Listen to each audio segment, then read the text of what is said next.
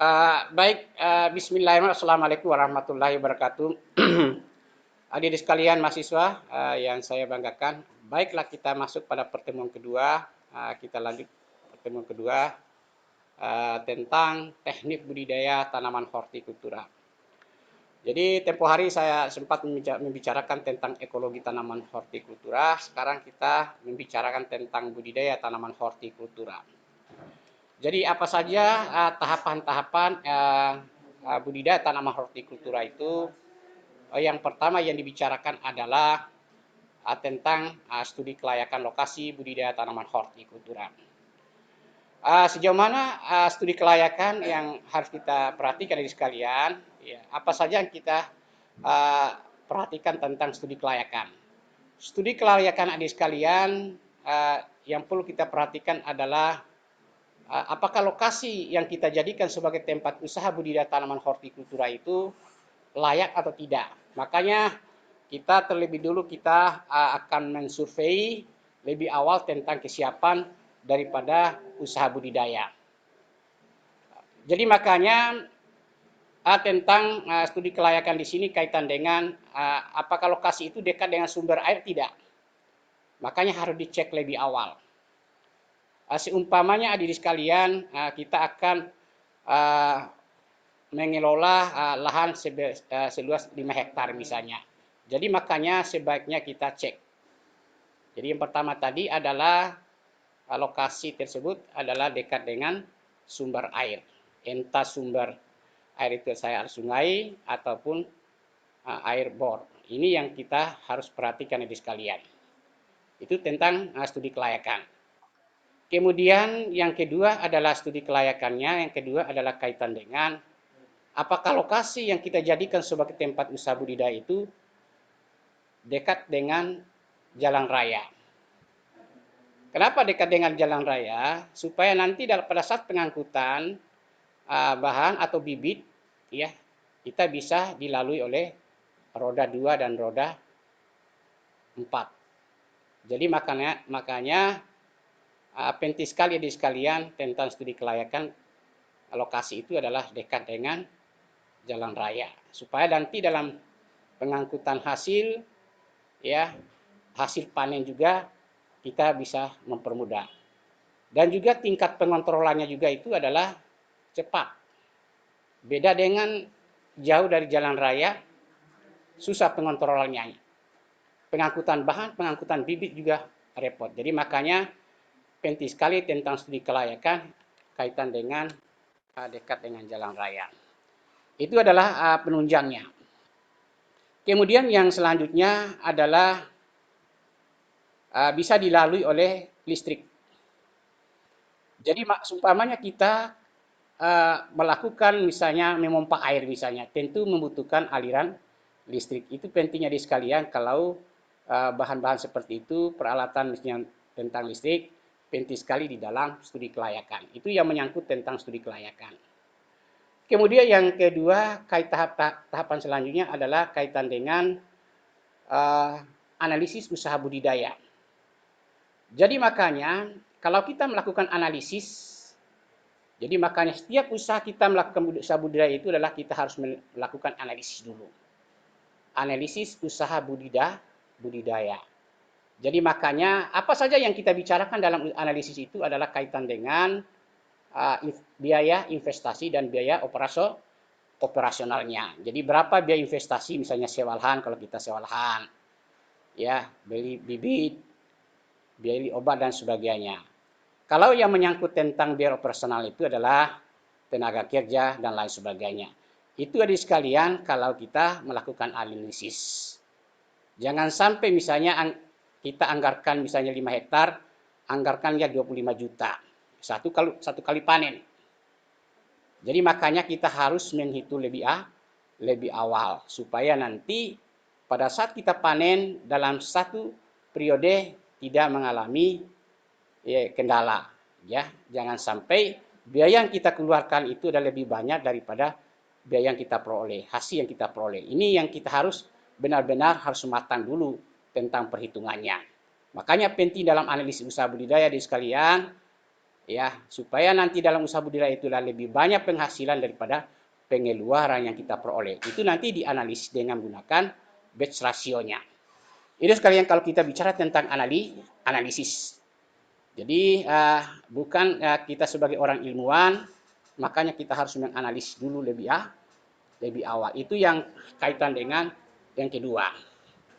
Kemudian tahapan yang selanjutnya adalah tentang persiapan lahan atau media tanam. Persiapan lahan adik-adik sekalian penting sekali, karena ini yang menyangkut tentang media tumbuh daripada tanaman hortikultura. Jadi bagaimana caranya persiapan lahan kita bercocok tanam. Mengolah tanah itu ya, seperti yang tertera dalam PowerPoint saya, itu bagaimana caranya mengolah tanah, mengembalikan tanah. Jadi supaya unsur hara yang ada dalam tanah itu adalah merata, itu pentingnya kita melakukan pengolahan tanah yang baik. Supaya unsur hara yang tersedia itu adalah merata. Jadi sehingga tingkat pertumbuhan tanaman nanti bisa tumbuh secara maksimal. Itu butuh persiapan lahan. Kemudian yang selanjutnya, tahapan selanjutnya adalah persemaian.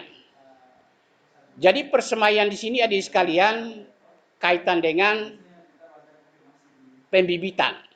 Jadi persemaian ini ya, kalau dalam teknik budidaya ada persemaian, ada menggunakan polybag dan ada juga dengan menggunakan secara secara hidroponik. Jadi makanya kalau kita melakukan secara persemaian. Jadi persemaian adik sekalian ya, misalnya dengan menggunakan bedengan. Coba lihat dalam poin ini bawah tentang pola penanam. Ini menggunakan bedengan.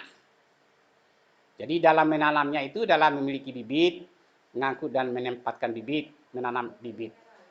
Jadi yang tertera di dalam PowerPoint itu adalah ya, jadi ini adalah bedengan persemaian. Jadi dengan memasang mulsa plastik. Jadi mulsa plastik ini adik sekalian tentu memiliki manfaat yang ya, manfaat bagi usaha budidaya tanaman horti. Jadi kalau saya menanyakan bagaimana apa sih fungsi dan manfaat daripada mulsa plastik. Fungsi manfaat daripada mulsa plastik bisa dicatat ya, karena tidak ada dalam PowerPoint saya. Ya, cuma ada dalam pikiran saya. Kalau manfaat yang pertama tentang mulsa plastik adalah ya menjaga suhu tanah itu tetap ideal, menjaga kelembaban tanah tetap ideal. Jadi ini yang pertama adalah menjaga suhu tanah tetap ideal. Itu adalah fungsi dan manfaat daripada mulsa plastik. Kemudian yang kedua adalah agar di dalam proses penyiangan ya tidak kita menggerakkan tenaga kerja. Jadi adalah mengurangi tenaga kerja yang melakukan proses penyiangan. Jadi makanya dengan mulsa plastik ini bisa kita namanya tenaga kerja melakukan proses penyiangan itu. Kalau proses penyiangan adalah mestinya mencabut rumput itu. Jadi maka dengan menggunakan mulsa plastik ini adalah secara efektif, efisien kalau kita tidak mengerahkan tenaga kerja yang cukup besar. Ini adik sekalian adalah menekan tenaga kerja, mengurangi tenaga kerja untuk melakukan proses penyiangan. Itu adalah fungsi yang kedua. Kemudian fungsi yang ketiga, efisiensi dalam penggunaan pupuk. Jadi pupuk yang kita berikan adik sekalian tidak kita sebarkan secara keseluruhan di atas media persemaian. Jadi cukup saja diberi lubang, dikasih pupuk itu di atas mulsa itu di atas mulsa plastik yang kita lubangi supaya pupuk yang kita berikan itu adalah efektif. Di sini adalah fungsinya adalah efisiensi dalam penggunaan pupuk. Ini yang ketiga. Jadi sekalian adalah itulah manfaat daripada penggunaan mulsa plastiknya. Ini yang ketiga ya. Sekarang kita kembali ke tentang budidaya yang tadi adalah tentang bibit. Jadi setelah itu adalah kita masuk kepada pembibitan.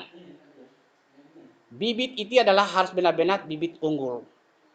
Bibit unggul adalah bibit yang baik yang dapat memberi hasil yang banyak. Itu kalau pengertian tentang bibit.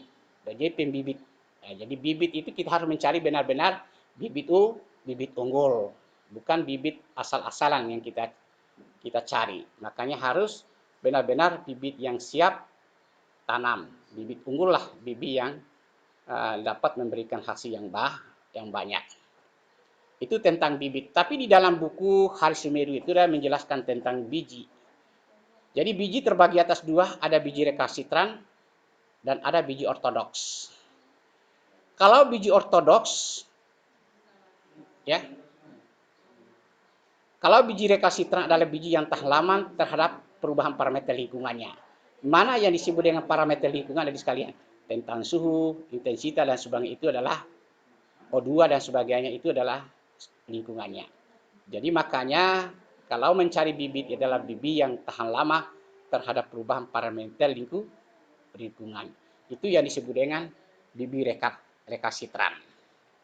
Kalau bibit atau yang disebut dengan biji ortodoks itu adalah biji yang tidak tahan lama terhadap perubahan parameter lingkungan. Itu kalau kita membicarakan tentang bibit.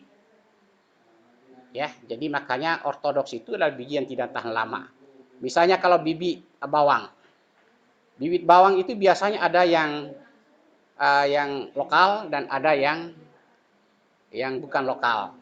Ibarat bawang bombay yang besar, ya kadar airnya tidak bisa tahan lama. Kalau disimpan itu akan bisa kadar airnya akan cepat.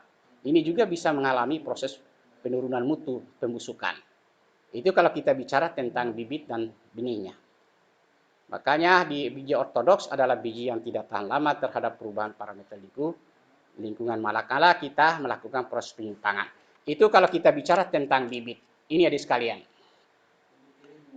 Kemudian kita masuk kepada metode penanaman. Tahapannya adalah penanaman. Jadi kalau metode penanaman ini ada dua, ada teknik penanaman itu kalau kita melakukan proses penanaman. Ada penanaman itu tentu adalah ada jarak tanam, ada posisi tanam. Itu kalau kita bicara tentang metode penanaman. Ya, kalau singkong ada sistemnya ada vertikal dan ada horizontal. Jadi makanya metode penanaman itu ada posisi tanam dan ada cara menanamnya. Ini adik sekalian kalau kita bicara tentang penanamannya. Jadi penanaman benar-benar kita harus perhatikan karena ini adalah sangat bergantung dalam posisi tanam. Jadi makanya kalau kita penanamannya itu adalah 0, sekian 0,5 atau ya tidak sampai 1 meter jaraknya, ini bisa berpengaruh juga. Tingkat pertumbuhan juga akan lambat kalau jarak terlalu dekat. Ini akan bisa mempengaruhi terhadap tingkat pertumbuhan. Ini juga bisa berpengaruh terhadap kompetisinya ya. Jadi ini adik-adik sekalian tentang jarak tanam ini harus diperhatikan di dalam usaha budidaya tanaman hortikultura. Ini menyangkut tentang penanaman. Kemudian yang masuk pada poin yang keempat, tahapan yang selanjutnya adalah tentang pemupukan. Jadi pemupukan adik sekalian sangat bermanfaat bagi kita melakukan usaha budidaya. Jadi pemupukan ini penting ya. Baik dalam dosisnya, jumlahnya, itu kita harus perhatikan. Pupuk itu ada dua, ada pupuk alami dan ada pupuk organik dan ada pupuk anorganik. Jadi ada pupuk alami dan ada pupuk bukan alami ya. Jadi makanya sekalian kita harus bisa membedakan mana yang disebut pupuk organik itu adalah pupuk alami ya. Kalau pupuk anorganik itu adalah pupuk buatan. Jadi makanya seperti pupuk buatan itu pupuk urea, pupuk TSP, itu sebuah adalah pupuk NPK. Jadi itu kalau kita bicara tentang pupuk. Kalau di dalam pupuk NPK di sekalian untuk diketahui ya, satu pupuk itu pupuk NPK itu di sekalian untuk diketahui, NPK itu ada 3 komponen pupuk. Ya. Ada unsur N, ada unsur fosfornya, ada unsur nitrogennya. Ada 3 komponen pupuk itu beda dengan pupuk urea. Urea itu satu pupuk. Cuma hanya di situ adalah pupuk nitrogen saja yang ada pada pupuk urea. Jadi makanya lebih efektif kita menggunakan pupuk NPK. Karena kita dalam pupuk NPK adalah ada 3 komponen pupuk yang bisa kita berikan pada tanaman agar supaya nanti dalam proses penyebaran unsur itu benar-benar merata, sehingga tingkat pertumbuhan dari tanaman hortikultura benar-benar tumbuh secara maksimal. Ini yang berkaitan dengan pemupukan. Pupuk juga jangan terlalu banyak sesuai dengan kadar daripada pola daripada penanaman. Ini kalau kaitan dengan pemupukan. Kemudian yang kelima, pengendalian hama dan penyakit. Jadi kalau kita bicara tentang hama dan penyakit, mungkin saya tanya dulu tentang hama dan penyakit. Hama dan penyakit. Jadi kalau bisa membedakan mana yang disebut dengan hama, mana yang disebut dengan parasit. Jadi adik sekalian mungkin sulit membedakan mana yang disebut dengan hama, yang kategori hama yang mana. Mana yang disebut dengan parasit atau penyakit. Jadi mungkin saya bisa jelas secara gamblang kaitan dengan hama. Hama adalah organisme yang lebih besar yang bisa mempengaruhi pertumbuhan dan perkembangan daripada organisme. Itu yang disebut hama. Jadi kalau parasitnya seperti apa? Jadi hama di sekali mana yang digolongkan hama seperti ya burung, ya tikus, ya kelelawar, ya. Jadi pokoknya organisme yang lebih besar itu yang bisa mempengaruhi pertumbuhan dan perkembangan organisme itu adalah hama. Saya tanya apakah manusia bisa dikategorikan hama atau tidak? Itu menjadi pertanyaan. Siapa yang bisa menjawab? Apakah manusia bisa dikategorikan hama atau tidak? Ini menjadi pertanyaan. Adik-adik sekalian mahasiswa. Ya, jadi kalau manusia dikategorikan sebagai hama, apa alasannya dikategorikan sebagai hama? Mungkin ada adik sekalian ini bisa menjawab tentang contoh daripada hama ini. Ya, hama saya setuju juga bisa manusia dikategorikan sebagai hama karena dia mencuri. Misalnya kalau dia mencuri ya bisa dikategorikan sebagai hama karena dia sebagai perusak. Itu saya katakan adik sekalian bahwa manusia juga dikatakan hama karena dia adalah mencuri daripada tanaman horti. Misalnya di kebunnya orang dia mencuri dan sebagainya, ini bisa dikategorikan sebagai hama. Sedangkan kalau kita bicara tentang penyakit atau yang disebut dengan parasit. Jadi parasit di sini ya di sekalian ada parasit dan ada ektoparasit. Parasit dan non parasit. Jadi parasit di sini ya di sekalian terbagi atas 2. Ya. Parasit di sini terbagi atas 2. Yang pertama adalah yang berkaitan dengan bakteri. Yang pertama dulu mulai dari atas adalah ada jamur. Ya. Ada protozoa. Ada bakteri, ada virus. Itu adalah tingkatan daripada penyakit atau yang disebut dengan parasit. Jadi makanya penyakit atau parasit ini adik sekalian yang sangat mempengaruhi pertumbuhan dan perkembangan daripada tanaman yang kita budidayakan. Makanya bagaimana teknik, ada 2 tindakan yang kita lakukan adalah ada 2 tindakan, ada tindakan pencegahan dan ada tindakan penanggulangannya. Tindakan pencegahan yang kita lakukan adik sekalian adalah kita harus cegah lebih awal. Ya, kita harus cegah. Jadi caranya adalah ya ada tingkat pengobatan itu adalah kalau kita bicara dulu tentang tingkat pencegahannya. Jadi makanya media pemeliharaan, media tumbuh daripada tanaman itu harus benar-benar kita kelola dengan baik seperti yang ada tertera di dalam PowerPoint. Kita harus mencakul, membalikkan tanah, diberikan kapur, itu kondisi pH dan sebagainya. Suhu ya pH tanah kita harus stabilkan dan sebagainya. Itu juga adalah kita harus bangga supaya tanaman yang kita media tumbuh daripada tanaman itu benar-benar stabil sesuai dengan kondisi optimal daripada tanah. Makanya supaya parasitnya nanti ia tidak terlalu cepat merespon daripada tanaman yang kita budidayakan. Jadi makanya parasit itu cepat, ya.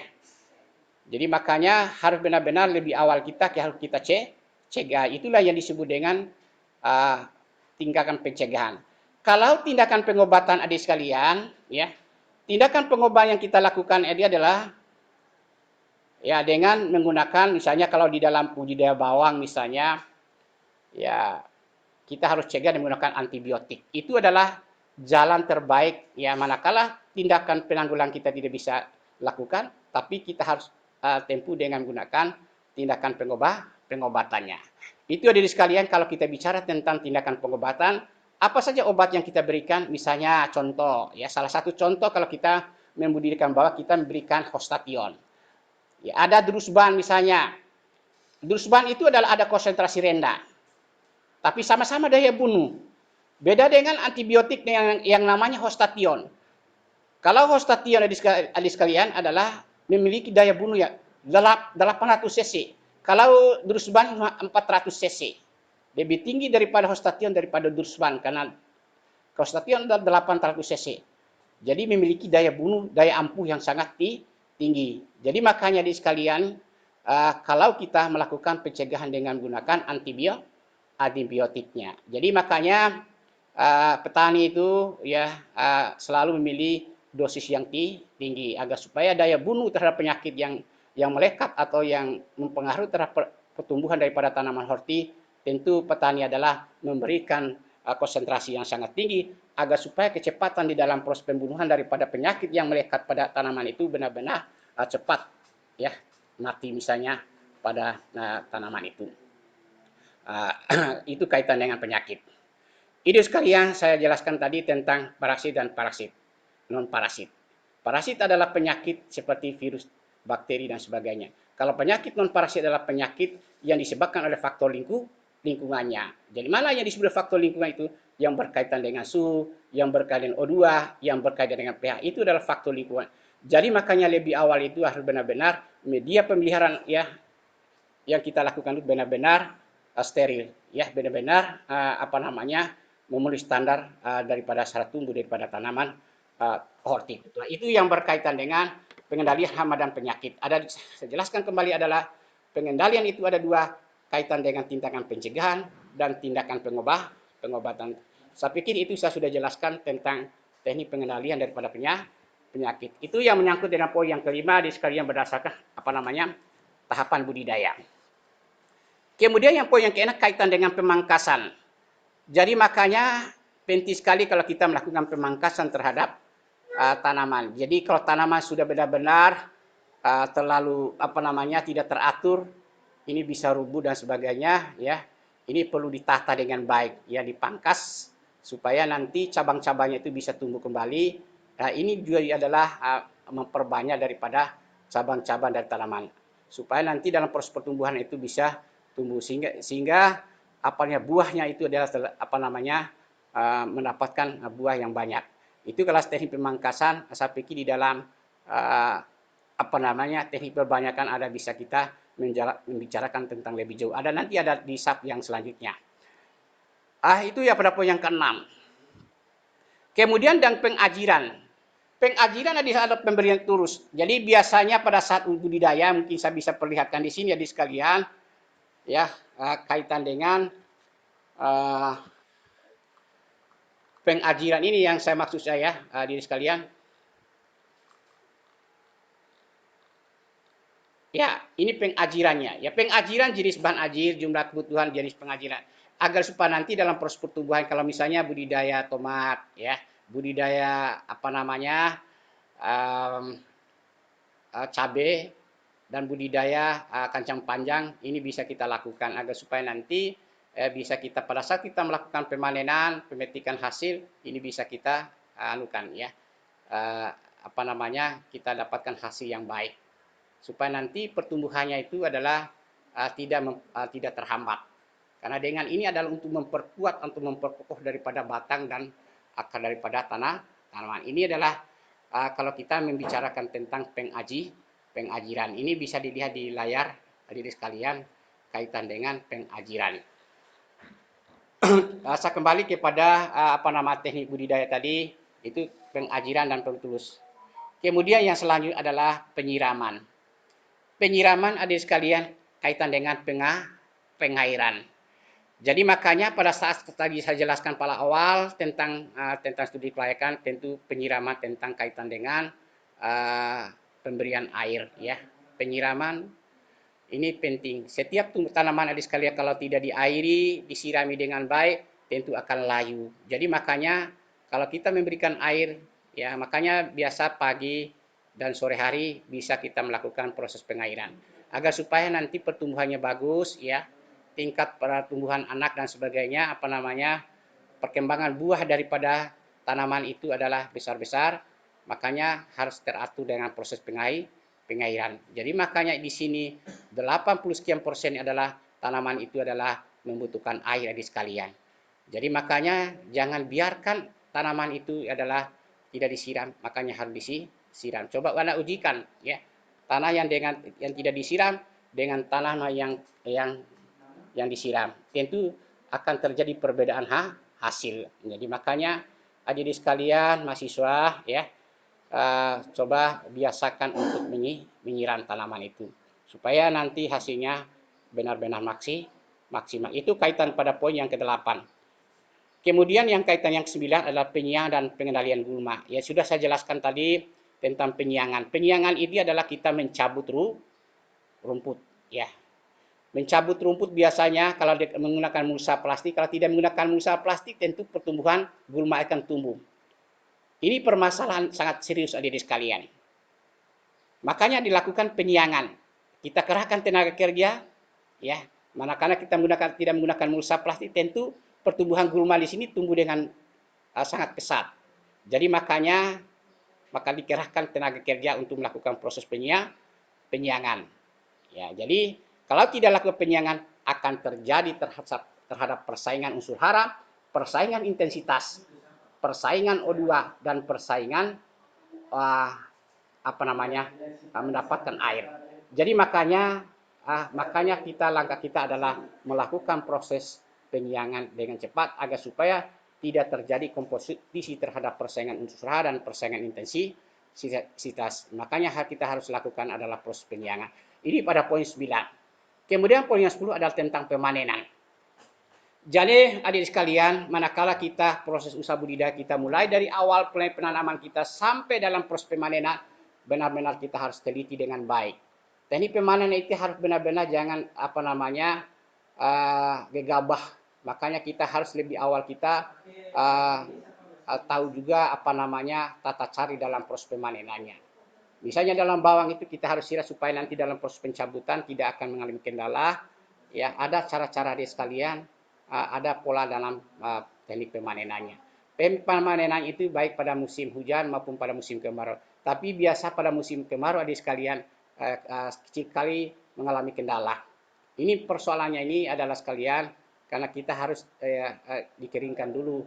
Misalnya bawang adik sekalian, ya proses pemanenan itu ya benar-benar 1 hari atau 2 hari itu kita harus persiapkan lebih awal agar supaya nanti mutu daripada bawang atau mutu daripada hasil budidaya misalnya tomat dan sebagainya. Di dalam layar saya ada tomat ya. Jadi tomat itu benar-benar karena cepat mengalami pembusukan manakala kita tidak diantisipasi lebih awal. Jadi kalau tomat adik sekalian kita harus lihat dulu bagaimana harga pasar. Kita harus dicek dulu harga pasar agar supaya nanti dalam proses penjualan kita tidak akan mengalami proses penurunan. Itu kalau kita bicara tentang menggunakan base rasionya. Ya, jadi makanya supaya nanti biaya pengeluaran ya itu kecil ya, lebih banyak daripada biaya penghasilan kita peroleh. Itu kalau kita kaji ke base rasionya. Jadi adik sekalian dalam proses pemanenan benar-benar harus kita teliti dengan baik agar supaya tidak mengalami kendala di kemudian hari. Itu yang berkaitan dengan proses pemanenan. Begitu kalau pada poin juga tentang pemasaran ya. Jadi pemasaran ya harus kita join dengan orang-orang yang bisa kita pasarkan. Itu adik sekalian kalau kita harus mencari harga supaya nanti bisa kita pasarkan dengan harga yang tinggi ya supaya kita mendapatkan keuntungan yang lebih besar daripada yang sebelumnya. Jadi ini yang saya sekalian pada pertemuan pada hari ini, mudah-mudahan di dalam teknik budidaya beberapa tahap yang saya jelaskan itu bisa dimengerti dan bisa disimak dengan baik ya. Nanti kita lanjutkan pada materi selanjutnya kaitan dengan materi yang lain. Mudah-mudahan adik sekalian puas dengan apa yang saya berikan ini. Mohon maaf atas segala kekurangannya. Saya akhiri dengan mengucapkan wassalamualaikum warahmatullahi wabarakatuh.